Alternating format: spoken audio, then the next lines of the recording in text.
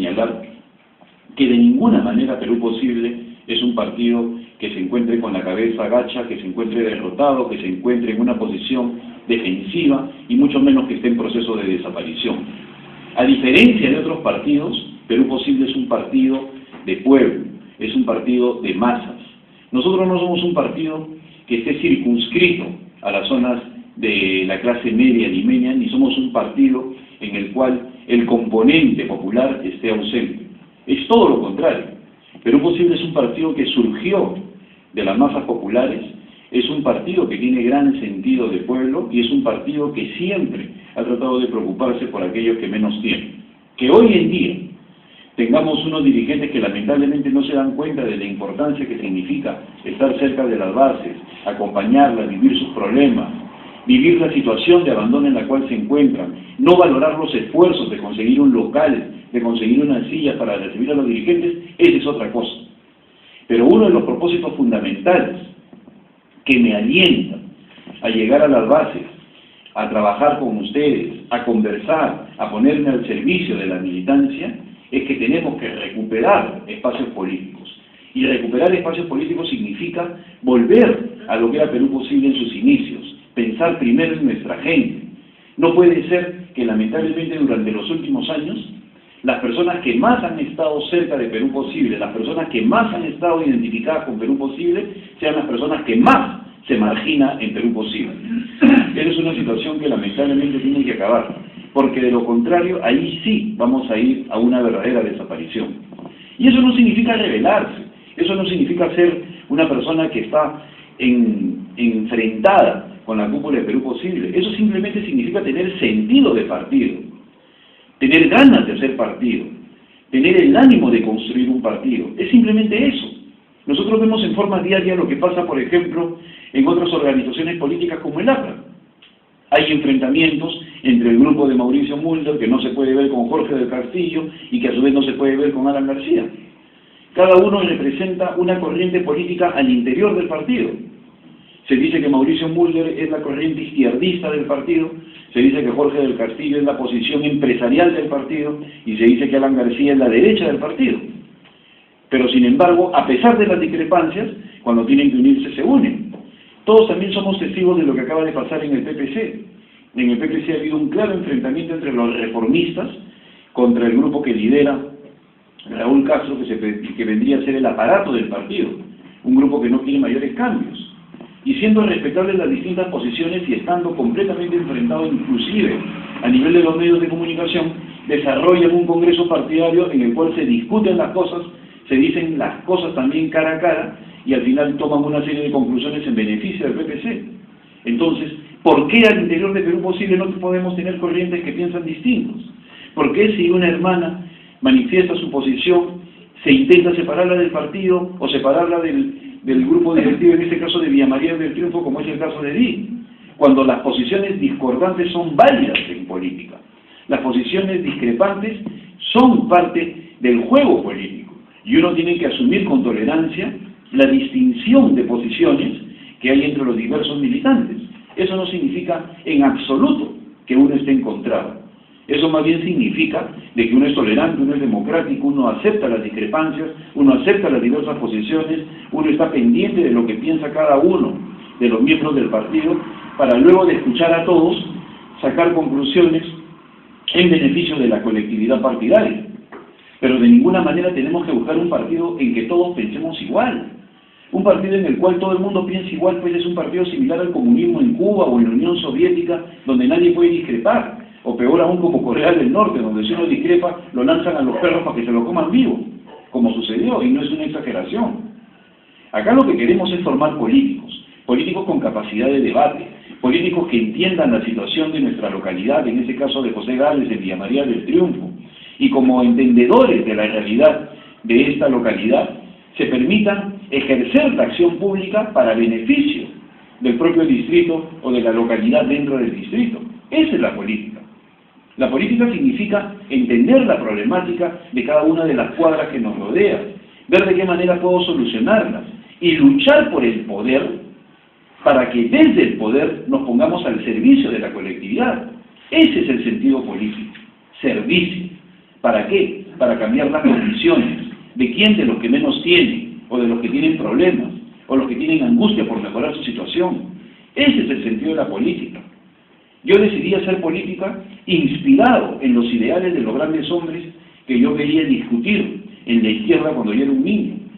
Y llegué a la política empujado por ideales que tienen que ver con el cambio de sentido de la sociedad. Yo no llegué a la política para enriquecerme.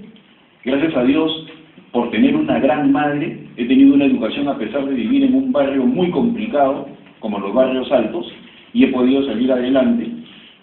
Y gracias a esta maravillosa madre que todavía vive conmigo, he podido entender la problemática desde abajo, tener estudios, triunfar en la vida y ponerme ahora al servicio de la colectividad. Pero la política de ninguna manera es enriquecerse. La política no significa llegar al poder para buscar de qué manera puedo yo beneficiarme con aquellos recursos que tienen que ir para el pueblo. La política significa escuchar permanentemente qué es lo que nos pasa, entender lo que le sucede al vecino, preocuparnos por las angustias de alguien que está cerca. Preocuparnos, preguntar, entender, son verbos que se tienen que llevar a todas las instancias, a los jóvenes, a los adultos, a la tercera edad. Ayer nomás estaba reunido con cesantes de las Fuerzas Armadas que me manifestaban su problemática y he prometido interceder por ellas. Esa es la política. Preocuparnos de que mejoren las condiciones salariales de aquellas personas que en estos momentos tienen una pensión mísera. Preocuparnos de los jóvenes ante un brote de tuberculosis que es renacido. Preocuparnos inclusive de problemas de transporte, de locaciones, de trabajo. Todo eso es la política. Y para eso se requiere dirigentes que estén a tiempo pensando en qué pueden introducir los cambios en aquellas colectividades que así lo necesitan. La política no significa el aprovechamiento personal, y en ese sentido es importante ver lo que sucede en países vecinos como Chile. Qué hermoso espectáculo da la señora Michelle Bachelet, la actual presidente de Chile. Cuando salió del poder hace 4 años, se fue a vivir a su departamentito que queda en un segundo piso, en un barrio de clase media, en Chile, en Santiago. Y cuando regresa al poder, sale del mismo departamento ubicado en un segundo piso, rumbo al Palacio de Gobierno chileno. Yo me pregunto, ¿eso no es motivo para que se sientan de orgullo los hermanos del sur? Por supuesto, porque ven que sus líderes llegan al poder para servir al pueblo y no para servirse. Y sin embargo, en nuestro país vemos el drama de lo que significa la política. Megacomisión, en el caso de Alan García, que está desesperado en estos momentos porque no lo sancionen.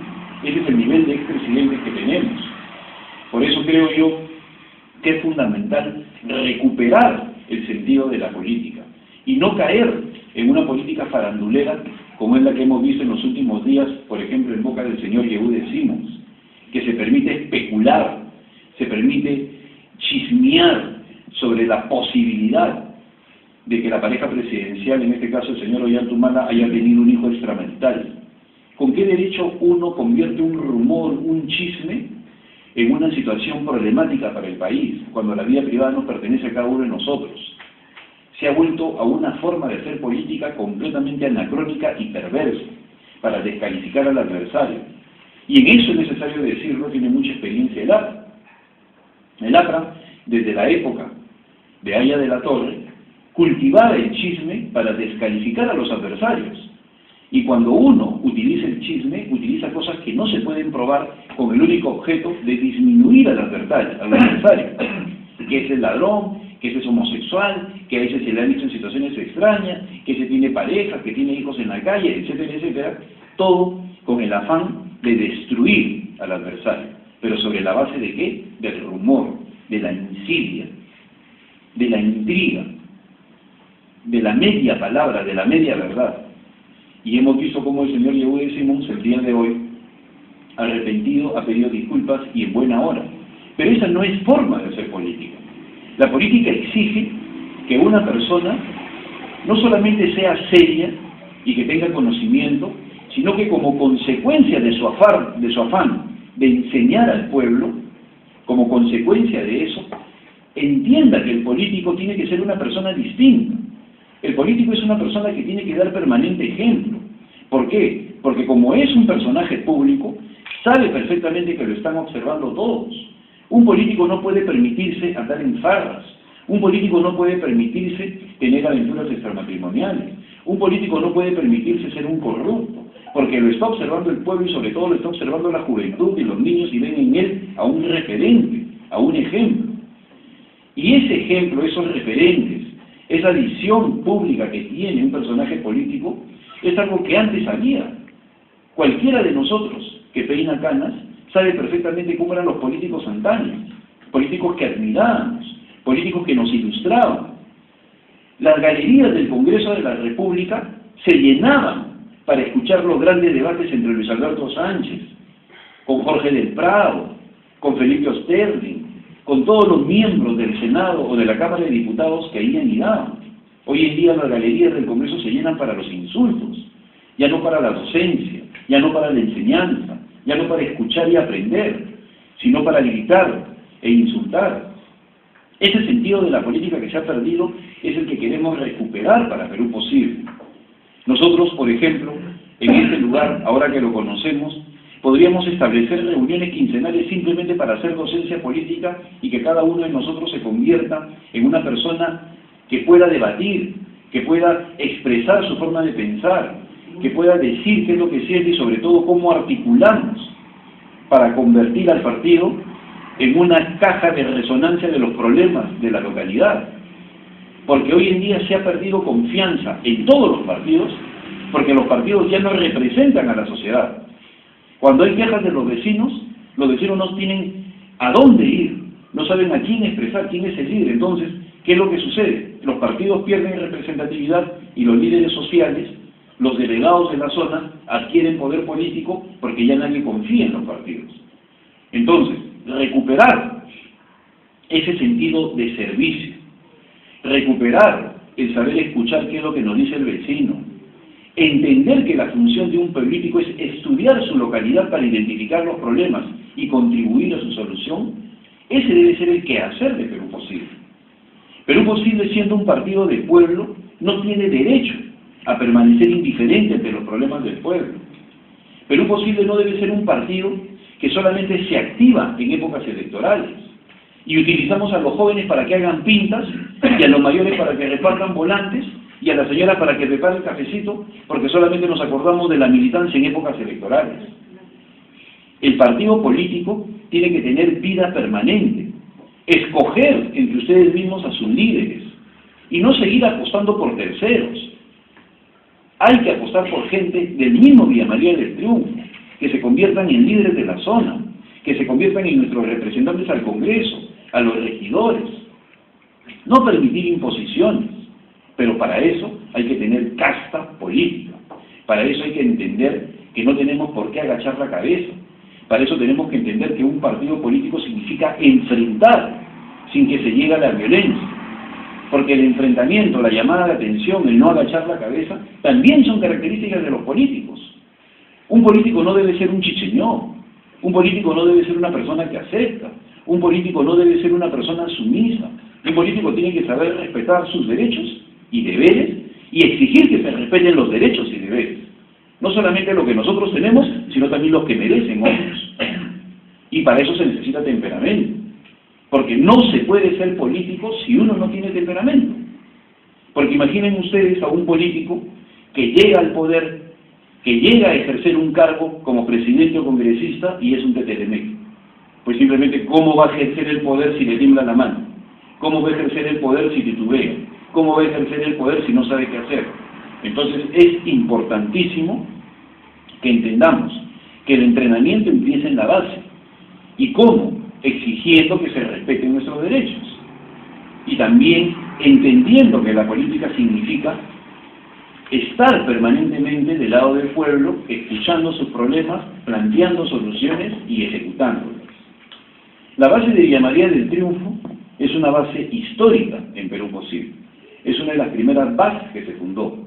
La misma hermana Edith, a la cual conozco desde hace muchos años, está en el partido desde el año 2000. No es una persona improvisada que llegó a último momento. Ella ha sufrido no solamente los embates de la dictadura, de los estertores de la dictadura fujimorista, sino también ha sufrido lo que significó la forma perversa como los medios de comunicación trataban de destruir a nuestro líder Alejandro Toledo. Y en ese sentido fueron momentos verdaderamente lamentables lo que pasó el partido entre el 2001 y el 2006.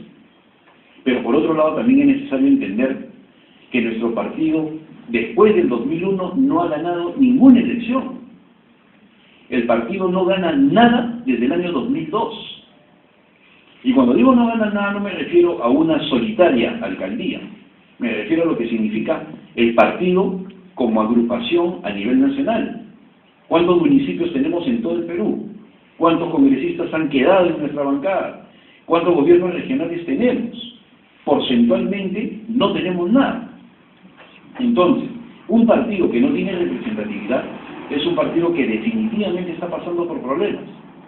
Y cuando yo he hecho el análisis por qué estamos pasando por estos problemas, me he dado cuenta en que suceden las cosas porque la militancia trabajadora se sacrifica, está en el día a día, lucha en la coyuntura, defiende al presidente y cuando llega la hora de las elecciones no sirve, pongo a otro.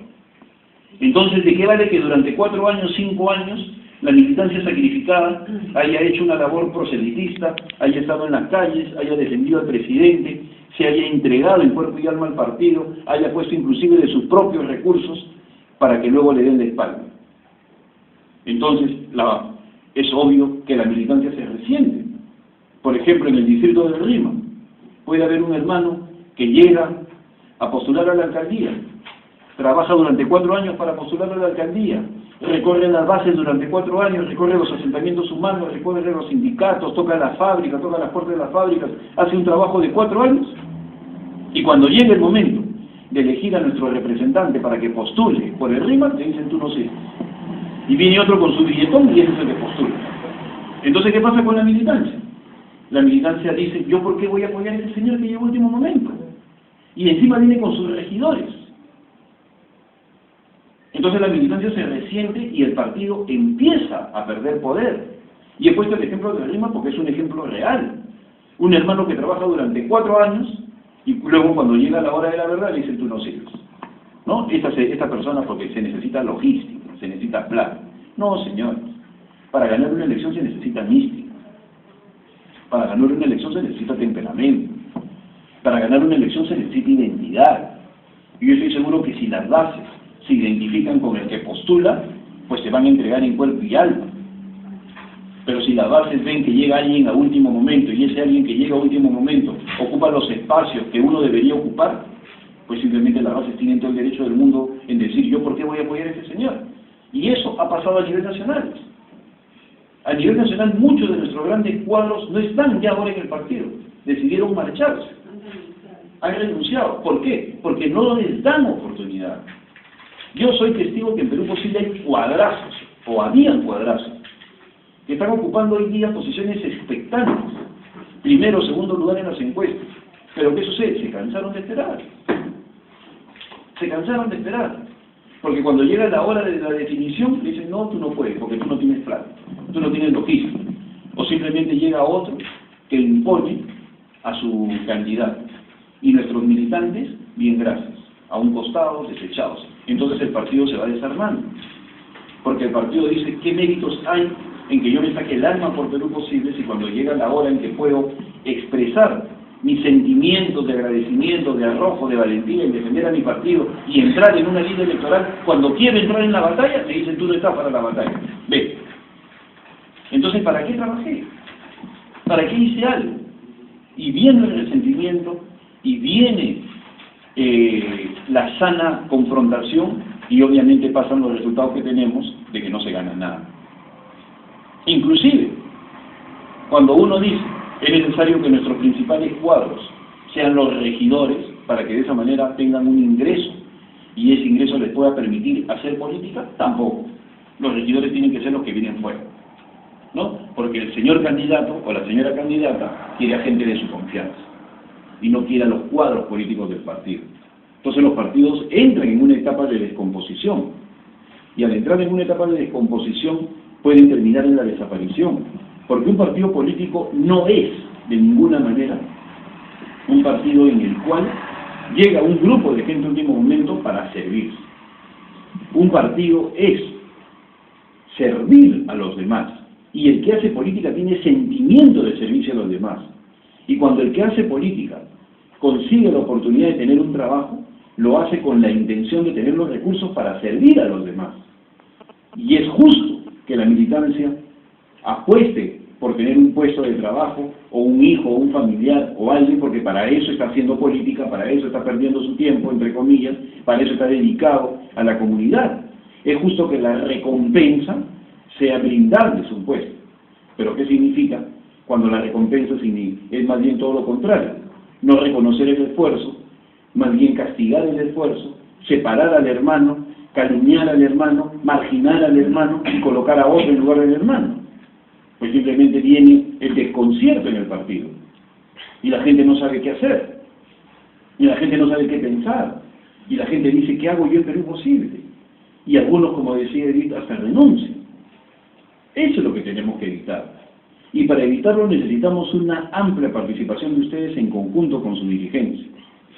Yo he decidido recorrer las bases, estaba hablando de eso con Edith la vez pasada, también con los hermanos que me acompañan, Martín, Lucho, Leibniz es de acá de Villa El Salvador, y con ustedes mismos. Mi intención es convertir a Perú Posible en un gran partido político. Ya basta de decir, el otro partido es corrupto, el otro partido es ladrón. No, señores. La forma de enfrentar a los corruptos y a los ladrones es poniéndoles un partido al frente, con cuadros. Si vemos a un partido que nos ataca, que nos agrede, un aprieto, un pepecito, un acción populista, pongámosle un cuadro nuestro al frente que le conteste, que le rebata, que debata, que combata. Pero ya no nos quejemos. Y para eso necesitamos nosotros formar. Y para formar lo único que tenemos que hacer es reunirnos y entrenar a nuestra gente en el combate y en el debate, en el combate ideológico y en el debate argumental. Y eso se logra simplemente activando al partido, entendiendo que este tipo de reuniones nos permite hacer política. Y hacer política significa reflexionar, hacer política significa confrontar, hacer política significa este tipo de acciones en el cual un grupo de personas reunidas deja aquellas cosas que podría estar haciendo en estos momentos, descansando, viendo una telenovela, viendo una película, estando con el familiar, para trasladarse hacia un local partidario y escuchar las reflexiones que puede hacer un dirigente político. Esto es hacer política. Y esto es digno de felicitarse. Y esto los convierte a ustedes en personas distintas de otras que en estos momentos podrían estar en una noche de viernes hasta tomándose un trago. El solo hecho que una persona decida estar en un local partidario, escuchando a un dirigente político, ya lo convierte en una persona diferente del resto, porque tiene la capacidad de liderazgo para dejar algunas cosas de lado y venir a nutrirse de lo que es la política. Pero cuando este tipo de acciones se hace solo cada 3 meses, cada 4 meses, o simplemente el dirigente no viene, pues los partidos mueren de inanición, mueren de hambre de ideas, de hambre de argumentos. Entonces, por eso es importantísimo activar. Por eso es muy importante este tipo de reuniones. Por eso es interesante tener personas como ustedes dispuestas a escuchar. Y ustedes son el sentido de nosotros, los que por alguna razón hemos tenido en estos momentos la oportunidad de tener una mayor exposición pública. Si retrocedemos en el tiempo, en el año 2000 yo estaba exactamente igual que ustedes, exactamente igual. Y el hermano Garavito, el finado, igual. ¿Pero por qué surgimos a la palestra? Porque simplemente nuestros congresistas no aparecían en el campo de batalla. Y como no aparecían en el campo de batalla, tenían que salir la segunda fila. Y en la segunda fila estaba el hermano Garavito, el que habla, y empezamos a aparecer en los medios de comunicación. ¿Pero por qué les cuento eso? Porque así como Garavito y yo salimos de la militancia, ustedes también lo pueden hacer. El camino está hecho. Ni Garavito ni yo hemos sido congresistas. Y Garavito y yo no hemos necesitado del Congreso para expresar nuestras ideas. Ese es el mayor ejemplo. En estos momentos, a diferencia de otras personas que son congresistas, yo no lo soy. Pero sin embargo aparezco en los debates cotidianos. Esa es la demostración que si nos entrenamos, si nos capacitamos, si hacemos política, también podemos hacer lo mismo. El gran problema de